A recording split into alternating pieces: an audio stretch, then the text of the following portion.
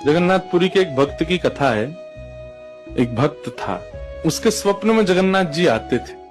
वो इतना रोता था मंदिर के बाहर खड़े होकर के। तो ठाकुर जी बोले, तू क्यों रोता है? बोले, आप बस मेरे साथ रहो, मुझे और कुछ नहीं चाहिए, और इस बात का मुझे अनुभव होना चाहिए कि आप मेरे साथ हो। तो भगवान जगन्नाथ जी ने उसको कहा, मैं तेरे साथ हमेशा हूं, और इसका अनुभव तुझे जब करना हो समुद्र की बालू में चलना, और थोड़ी दूर चलने के बाद फिर पीछे देखना, 2 पैरों के निशान तेरे होंगे और तेरे बगल में 2 पैर के निशान मेरे होंगे। उससे तुझे पता चल जाएगा मैं तेरे साथ हूं।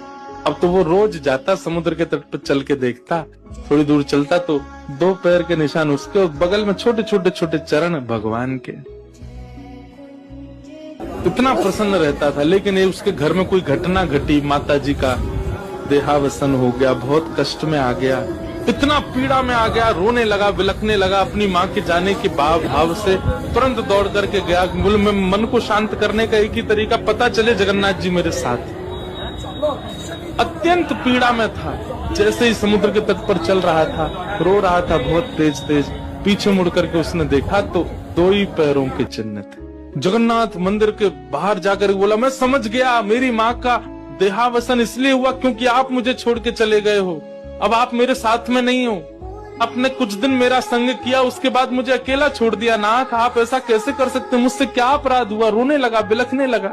जगन्नाथ जी रात्रि में फिर स्वप्न में आए। क्यों रो रहा था? बोले, नाथ, आप मेरे साथ थे हमेशा, और आज आप मेरे साथ नहीं थे। मैंने जाके देखा 2 ही चरण चिन्ह थे, और आज ही मेरी माँ का भगवत धाम गमन हो गया। इसका मतलब आपने मुझे त्याग दिया ना? मुझसे कोई अपराध हुआ है? भगवान बोले, नहीं। तो फिर आज आपके चरण चिन्ह क्यों नहीं थे?